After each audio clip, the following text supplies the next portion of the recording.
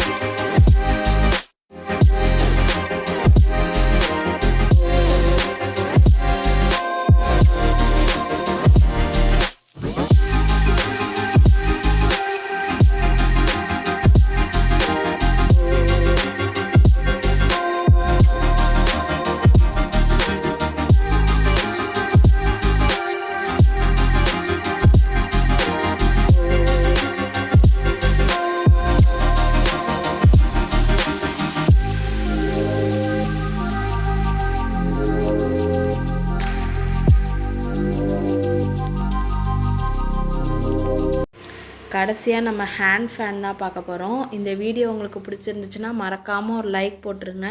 உங்கள் friends and family மெம்பர்ஸ்க்கு share பண்ணுங்கள்.